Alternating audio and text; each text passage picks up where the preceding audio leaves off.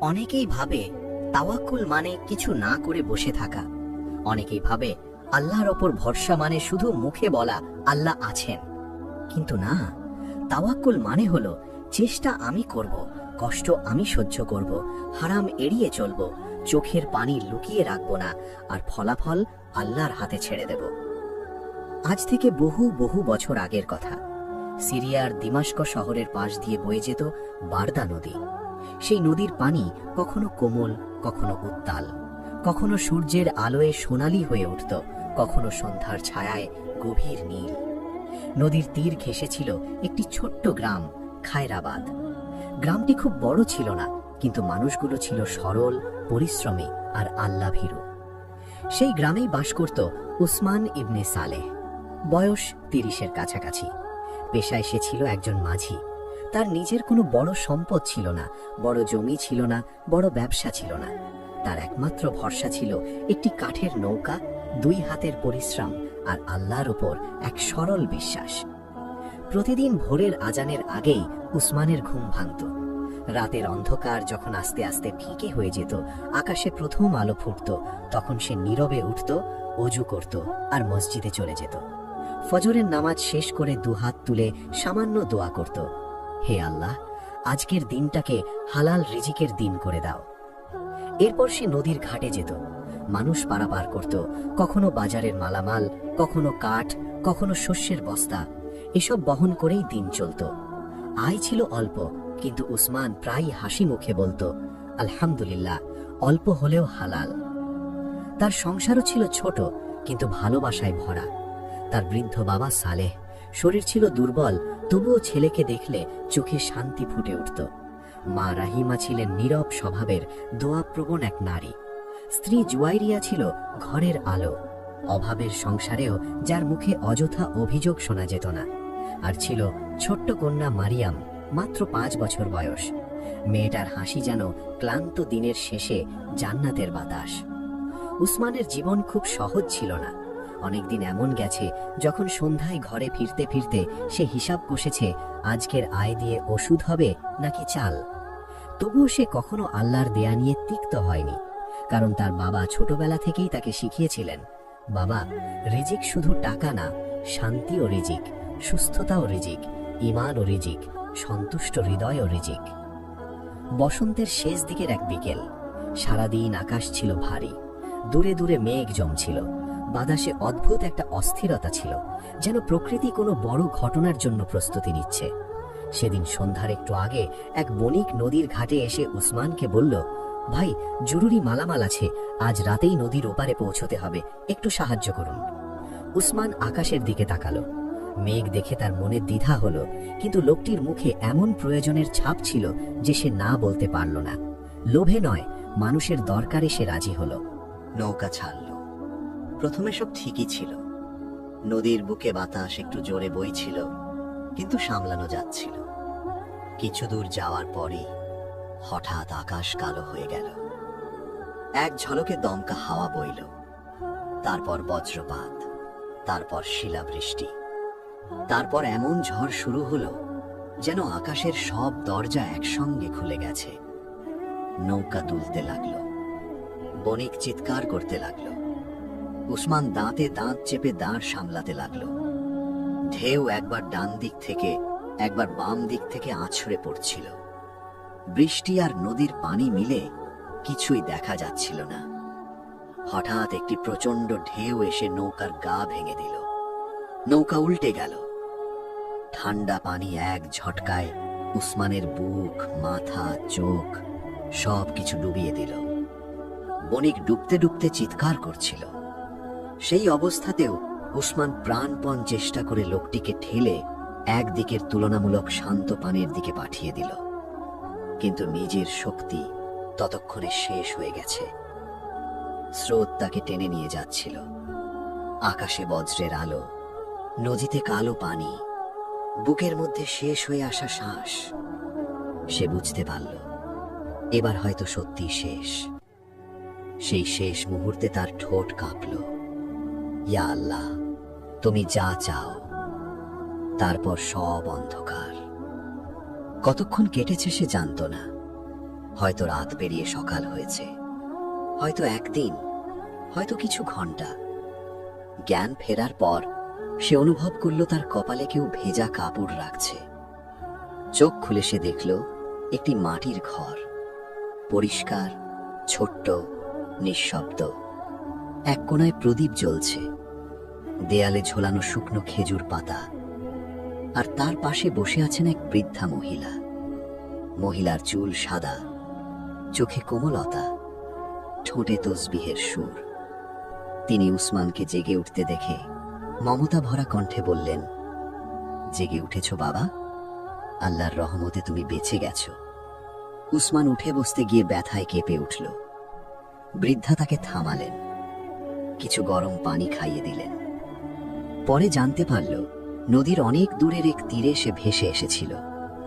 এই বৃদ্ধার ছেলে ভোরে মাছ ধরতে গিয়ে তাকে পানিতে ভাসতে দেখে তুলে এনেছে। তারা খুবই সাধারণ মানুষ। তাদের ঘরে প্রচুর খাবার ছিল না, বাড়তি বিছানা ছিল না, বিলাসিতা ছিল না, কিন্তু তারা যা করেছে তা ছিল এমন আতিথেয়তা যা অনেক ধনীর ঘরেও মেলে না। 2 দিন তারা উসমানকে সেবা করল।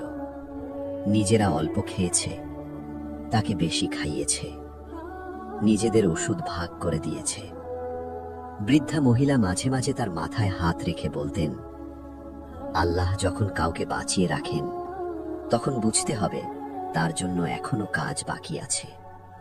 3য় দিন যখন উসমান কিছুটা সুস্থ হল, তখন সে বিদায় নিতে চাইল। তার মন ছটফট করছিল। ঘরে কি অবস্থা, পরিবার কি তাকে মৃত ভেবেছে? বিদায়ের সময় বৃদ্ধা তার হাত ধরে বললেন, বাবা, মনে রেখো, যে আল্লাহ তোমাকে পানির গভীরতা থেকে তুলে আনলেন, তিনি শুকনো জমিতেও তোমার জন্য রাস্তা খুলতে পারেন। মানুষের দরজা বন্ধ হলেও আল্লাহর দরজা বন্ধ হয় না। উসমানের চোখ ভিজে গেল। সে অনুভব করল এই অচেনা ঘরেই আজ সে আল্লাহর রহমতের স্পর্শ পেল। 2 দিন হেঁটে থেমে থেমে ক্লান্ত শরীরে যখন উসমান নিজের গ্রামে ফিরল, তখন সন্ধে নেমে এসেছে। তার বাড়ির সামনে অদ্ভুত নীরবতা। মনে হলো যেন এই ঘর কয়েকদিন ধরে কান্না চেপে আছে। ভেতরে ঢুকতেই জুয়াইরিয়া প্রথমে তাকিয়ে স্থির হয়ে গেল। তারপর এমনভাবে কেঁদে উঠল যেন বুকের ভেতরে জমে থাকা সব শোক একসঙ্গে বেরিয়ে এলো। মা রহিমা ছুটে এসে ছেলের মুখ ছুঁয়ে দেখলেন সত্যি কিনা। বৃদ্ধ বাবা কাঁপা কাঁপা কণ্ঠে শুধু বললেন, আলহামদুলিল্লাহ, আলহামদুলিল্লাহ। আর ছোট্ট মারিয়াম, সে ঘুম জড়ানো চোখে দৌড়ে এসে বাবার গলায় ঝাঁপিয়ে পড়ল। বলতে লাগলো, বাবা, তুমি কোথায় ছিলে? আমি তোমাকে খুঁজেছি। সেই ঘরে কান্না ছিল, কিন্তু সেটা শোকের কান্না ছিল না, ওটা ছিল শুকরিয়ার কান্না। কিন্তু সুখের এই মুহূর্ত বেশিক্ষণ স্থায়ী হলো না। পরদিন উসমান নদীর ঘাটে গিয়ে দেখল তার নৌকা আর নেই। ঝড়ে সেটি ভেঙে চুরমার হয়ে গেছে। কাঠের টুকরোগুলো তীরে এসে আটকে আছে। সেই নৌকাই ছিল তার একমাত্র আয়ের পথ। নৌকা নেই মানে উপার্জন নেই, উপার্জন নেই মানে বাবার ওষুধ নেই, ঘরের খাবার নেই, ভবিষ্যৎ নেই। সে অনেকক্ষণ নদীর পাড়ে বসে রইল। চোখের সামনে ভাঙা কাঠ, কানে নদীর শব্দ, আর মাথার ভেতরে প্রশ্নের পর প্রশ্ন। কি করবে সে এখন? রাতে নামাজ শেষে সে সিজদায় পড়ে রইল অনেকক্ষণ। কোনো বড় বড় শব্দ নয়, কোনো অলংকারময় দোয়া নয়, শুধু এক সরল আরতি। ইয়া আল্লাহ, তুমি তো জানো আমি জানি না কি করব। কয়েকদিন কেটে গেল। উসমান ছোটখাটো কাজের খোঁজ করল, কিন্তু কিছু স্থায়ী হলো না। কেউ একদিন ডাকে, 3 দিন আর ডাকে না। কোথাও মজুরি কম, কোথাও কাজই নেই। এর মধ্যেই বাবা সালেহের অসুখ বেড়ে গেল। শ্বাসকষ্ট বাড়ছে, জ্বর নামছে না, শরীর ভেঙে যাচ্ছে। গ্রামের হেকিম এসে দেখে বলল, ওষুধ লাগবে, দেরি করা ঠিক হবে না। ওষুধের নাম শুনে উসমানের বুক ধক করে উঠল। দাম এত বেশি যে তার ঘরে যা আছে তার 3 গুণও যথেষ্ট নয়।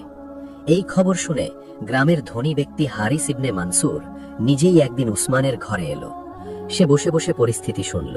তারপর ঠোঁটে অদ্ভুত এক হাসি এনে বলল, উসমান, আমি তোমাকে টাকা দিতে পারি, যত দরকার ততই দিতে পারি, তবে একটা শর্ত আছে। উসমান চুপ করে তাকিয়ে রইল। হারিস বলল, উসমান, তোমার নৌকা যেটুকু বাকি আছে আর এই ছোট ঘর দুটোই আমার কাছে বন্ধক রাখতে হবে। সময় মতো ফেরত দিতে না পারলে সব আমার। এই প্রস্তাব শুনে উসমানের মাথা ঝিমঝিম করে উঠল। সে বুঝতে পারছিল এটি সাহায্য নয়, এটি একটি ফাঁদ। আজ বাবার ওষুধের জন্য রাজি হলে কাল ঘরও যাবে, ভবিষ্যতও যাবে। কিন্তু একদিকে অসুস্থ বাবা, অন্যদিকে অভাব মানুষকে খুব দুর্বল করে দেয়। সেদিন রাতে ওসমান ঈশার নামাজের পর অনেকক্ষণ বসে রইল। তারপর ইস্তেখারার নিয়তে নামাজ পড়ল। কেঁদে কেঁদে বলল, হে আল্লাহ, প্রয়োজন আমার আছে, দুর্বলতাও আছে, কিন্তু হারামের পথে আমাকে দিও না। অভাব দিও, অপমান দিও, পরীক্ষা দিও, কিন্তু এমন সিদ্ধান্ত নিও না যাতে তোমার সন্তুষ্টি হারিয়ে ফেলি। ভোরের আগে তার বুকের ভেতর সিদ্ধান্ত নেমে এলো।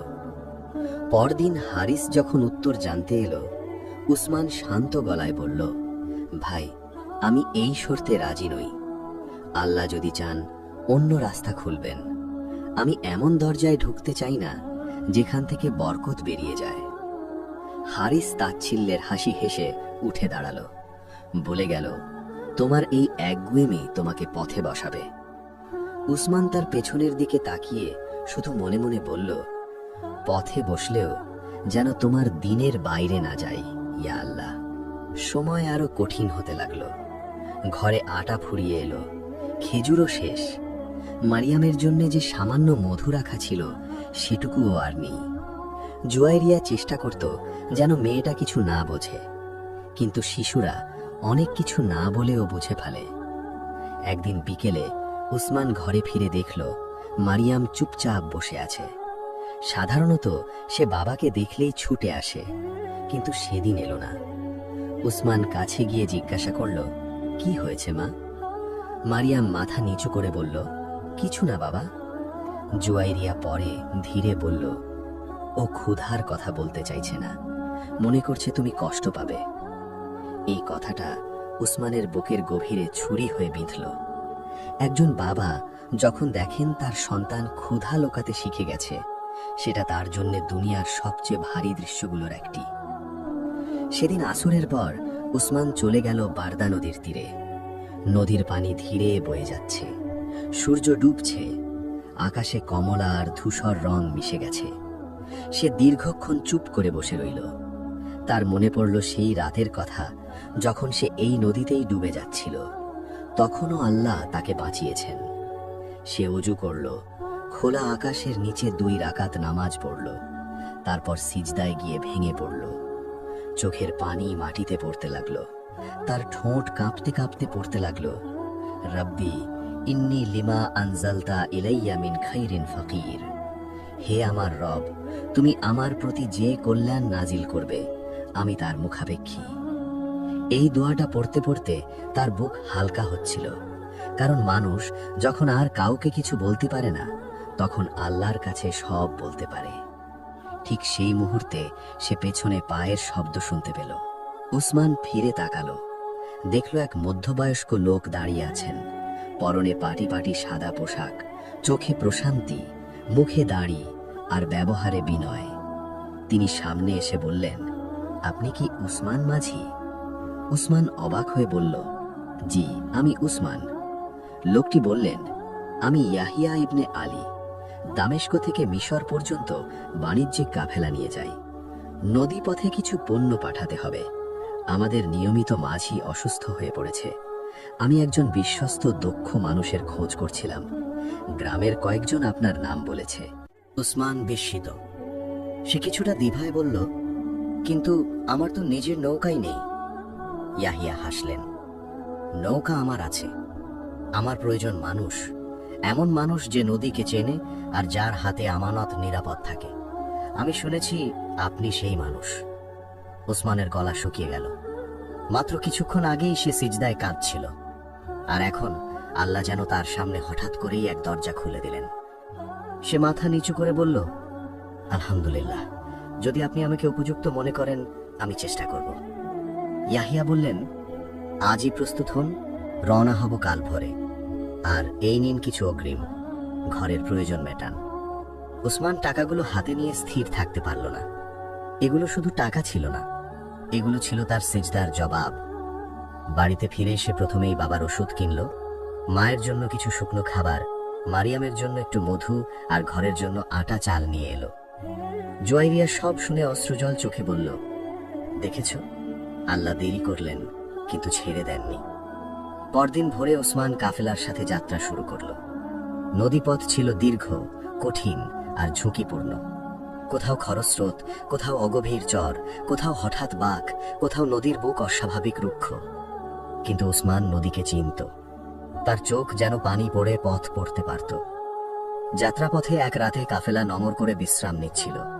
দূরে আকাশ ভরা তারা, নদীর পানি ধীরে শব্দ করছে। ইয়াহিয়া এসে ওসমানের পাশে বসলেন। তিনি বললেন, ওসমান, তোমাকে দেখে আমি একটা জিনিস বুঝতে পারি না। এত কষ্ট, এত পরীক্ষা, তবুও তোমার ভেতরে এত শান্তি আসে কোথা থেকে? উসমান কিছুক্ষণ চুপ করে রইল।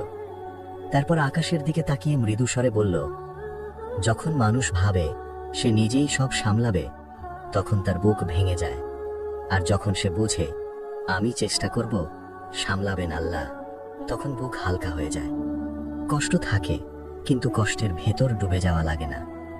ইয়াহিয়া মন দিয়ে শুনছিলেন। উসমান আবার বলল, আল্লাহ যদি পরীক্ষা দেন, বুঝি তিনি আমাকে ফেলে দেননি, তিনি আমাকে দেখছেন। আর তিনি যখন দেখছেন, তখন আমি একা না। ইয়াহিয়া সেদিন আর কিছু বললেন না, কিন্তু সেই কথাগুলো তার অন্তরে গেঁথে গেল। কাফেলায় ছিল দামি কাপড়, মশলা, ধাতব সামগ্রী আর কিছু অলংকার। যাত্রা ভালোই চলছিল, কিন্তু এক রাতে উসমান অনুভব করল কিছু একটা ঠিক নেই। রাতে নঙর করা অবস্থায় সে শুনতে পেল কাফেলার দুই রক্ষী ফিসফিস করছে। তারা ভাবছে রাতে যখন সবাই গভীর ঘুমে থাকবে, তখন কিছু মূল্যবান মালামাল নিয়ে পালাবে। নদীপথে হারিয়ে গেলে কাউকে আর ধরা যাবে না। উসমানের সামনে কঠিন সিদ্ধান্ত। চুপ থাকলে সে নিজে নিরাপদ থাকে, কিন্তু ইয়াহিয়া তার উপর ভরসা করেছেন। এই পণ্য তার আমানত। একজন মুমিনের জন্য আমানতদারি শুধু ভালো গুণ নয়, এটা দায়িত্ব। সে দেরি করল না, তৎক্ষণাৎ ইয়াহিয়াকে জাগিয়ে সব জানালো। সতর্ক ব্যবস্থা নেওয়া হলো। দুই রক্ষীকে হাতে নাতে ধরা হলো। কাফেলার সব পণ্য নিরাপদ রইল। ভোরে ইয়াহিয়া সবাইকে সামনে দাঁড় করিয়ে বললেন, আজ রাতে এই কাফেলার মালামাল নয়, আমার বিশ্বাস বেঁচে গেছে। আর যিনি তা রক্ষা করেছেন, তিনি উসমান। উসমান মাথা নিচু করে রইল। সে জানত, প্রশংসা মানুষকে বড় করে না, বরং পরীক্ষা করে। যাত্রা সফলভাবে শেষ হলো। গন্তব্যে পণ্য পৌঁছে গেল। ব্যবসায় ভালো লাভ হলো। ইয়াহিয়া উসমানকে ডেকে আলাদা করে বসালেন। তিনি বললেন, উসমান, আমি তোমাকে মজুরি দেব এটা তো ছিলই, কিন্তু আজ আমি তোমাকে একটি প্রস্তাবও দিতে চাই। আমার বাণিজ্যিক কাফেলার নদীপথের স্থায়ী দায়িত্ব তুমি নেবে। আমার এমন একজন দরকার যে পানির রাস্তা জানে আর যে মানুষ হিসেবেও নিরাপদ। উসমান বিস্ময়ে তাকিয়ে রইল। এই প্রস্তাব তার জন্য শুধু কাজ নয়, এটি ছিল জীবনের মোড় ঘুরে যাওয়ার মতো। সে ধীরে বলল, ইনশাল্লাহ, যদি আল্লাহ তৌফিক দেন, আমি এই দায়িত্ব সৎভাবে পালন করব। বাড়ি ফেরার সময় তার হাতে ছিল যথেষ্ট অর্থ। নতুন নৌকা কেনা যাবে, বাবার চিকিৎসা হবে, কয়েক মাসের ঘর খরচ চলে যাবে। কিন্তু সবচেয়ে বড় কথা, তার অন্তর পূর্ণ ছিল শুকরিয়ায়। গ্রামে ঢোকার সময় তার চোখ বারবার ভিজে উঠছিল। দূর থেকে মারিয়াম তাকে দেখে ছুটে এলো, বাবা, বাবা এসেছে। সেই ডাক শুনে উসমান মেয়েকে কোলে তুলে নিল। তার মনে হলো এই পৃথিবীর সব প্রাপ্তির চেয়েও এই মুহূর্ত বড়। এরপর ধীরে ধীরে উসমানের সংসারে পরিবর্তন এলো। সে নতুন নৌকা কিনল, বাবার নিয়মিত চিকিৎসা শুরু হলো, ঘরে স্বস্তি ফিরল, মায়ের মুখে চিন্তার রেখা কমল। মারিয়ামের জন্য নতুন পোশাক এলো। জুয়াইরিয়ার রান্নাঘরে আর প্রতিদিন হিসাব করে আগুন জ্বালাতে হতো না। কিন্তু উসমানের ভেতর একটুও অহংকার এলো না। সে ভুলল না কয়েক মাস আগেই তার ঘরে খাবার ছিল না। ভুলল না সে নদীর ধারে সিজদায় কেঁদেছিল। ভুলল না আল্লাহ মানুষকে অভাবও দেখান, প্রাচুর্যও দেখান, দুটোই পরীক্ষা। তাই সে প্রতি সপ্তাহে গ্রামের সবচেয়ে গরিব কয়েকটি পরিবারের জন্য খাবার পাঠাতে শুরু করল। বৃদ্ধ মাঝিদের সাহায্য করত। কোনো অসুস্থ শ্রমিক কাজ করতে না পারলে তার পরিবারে গোপনে রসদ পৌঁছে দিত। একদিন সেই হারিস ইবনে মানসুর, যে এক সময় তাকে কঠিন শর্তে ঋণ দিতে চেয়েছিল, নিজেই বিপদে পড়ল। তার ব্যবসায় বড় ক্ষতি হলো, ঘরে অশান্তি, বাজারে দেনা। অবশেষে লজ্জা নিয়েই সে উসমানের কাছে এলো। দরজায় দাঁড়িয়ে তার চোখ নামানো। উসমান তাকে ভেতরে বসালো, পানি দিল, খাবার দিল। তারপর শান্তভাবে বলল, ভাই, কি দরকার? হারিস কাঁপা গলায় বলল, আমি সাহায্য চাইতে এসেছি। উসমান একটু চুপ করে বলল, আপনি যা প্রয়োজন ইনশাল্লাহ আমি দেব। কোনো বন্ধক নেই, কোনো সুদ নেই, কোনো শর্ত নেই। আল্লাহ আমাকে যে হাতে দিয়েছেন, আমি চাই না সেই হাত কারো গলায় ফাঁস হয়ে যাক।